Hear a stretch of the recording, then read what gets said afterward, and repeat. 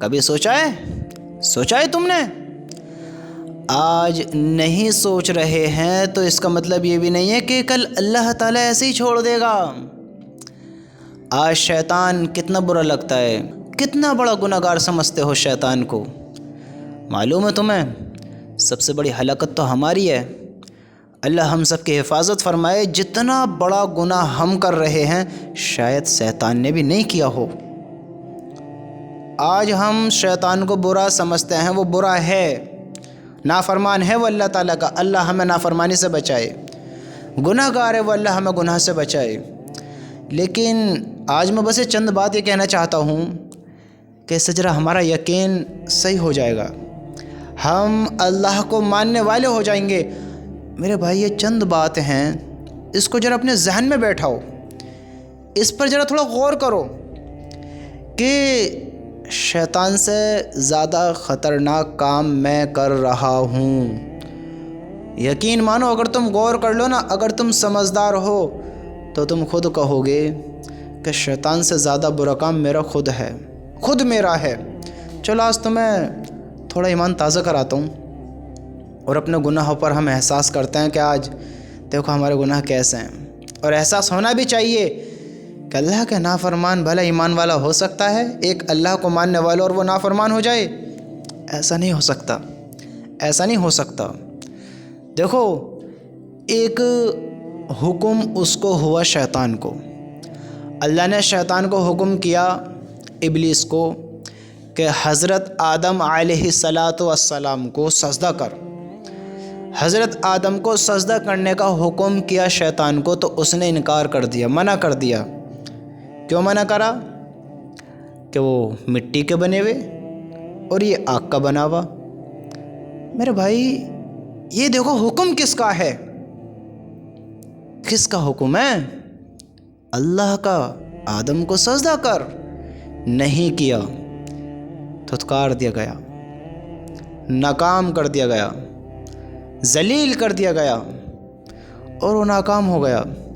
کلوند جہنم میں پھینک دیا جائے گا۔ تم سوچو کل شیطان ناکام ہوگا۔ شیطان کی بڑی ہلاکت ہے، کس لیے کہ اس نے ایک سجدے کا انکار کیا اللہ کے کا، کہ اللہ نے کہا آدم کو سجدہ کرو، اس نے نہیں کیا۔ حکم اللہ کا، سجدہ آدم کو منع شیطان نے کیا، ناکام ہو گیا۔ صرف ایک سجدہ۔ ہم سب انسان ہیں، ہم ابن آدم ہیں، آدم کی نسل ہیں۔ ہمیں سجدہ کرنے کا حکم آدم کو نہیں ہے، اللہ کو ہے۔ اللہ نے ہمیں حکم نہیں دیا ہے کہ ہم آدم کو سجدہ کریں، ہمیں حکم دیا ہے کہ ہم اللہ کو سجدہ کریں، اللہ کے آگے جھکیں، اپنا سر جھکائیں، اللہ کے آگے سجدہ کریں، اللہ کے آگے۔ دن میں 5 نمازیں فرض کی ہم سب پر، مرد ہو یا عورت۔ جب وقت نماز فرض کا ہو گیا اس پر، وہ بالغ اتنا ہو گیا کہ اب اس پر نماز فرض ہے، اب وہ نہیں چھوڑ سکتا نماز۔ 5 وقت کی نماز ہم پر فرض کری، ہم نے نمازوں کو بھلا دیا، چھوڑ دیا۔ حکم کس کا؟ اللہ کا۔ سجدہ کس کو کرنا ہے؟ اللہ کو۔ شیطان کو کس کا حکم تھا؟ اللہ کا۔ سجدہ کس کو کرنا تھا؟ آدم کو۔ جب آدم کو سجدہ نہ کرنے کی وجہ سے وہ اس قدر ناکامی کی طرف دوڑا ہے، اس قدر ناکام ہوا ہے، تو ہمیں تو حکم اللہ کو کرنے کا ہے اور حکم بھی اللہ کا ہے۔ اگر ہم بھی ایسی حکم توڑتے رہیں گے، چھوڑتے رہیں گے، بھلاتے رہیں گے، تو بتاؤ پھر ہماری ہلاکت کیسی ہوگی، ہماری ناکامی کیسی ہوگی، ہمارے ساتھ کیا ہوگا؟ سوچا ہے تم نے کبھی؟ سوچو تو صحیح، سوچو تو صحیح، اپنے گناہوں پر غور تو کریں۔ ہم کتنے بڑے گناہ گار ہیں، کیسے کیسے گناہ کر رہے ہیں، دیکھو تو صحیح آج تم۔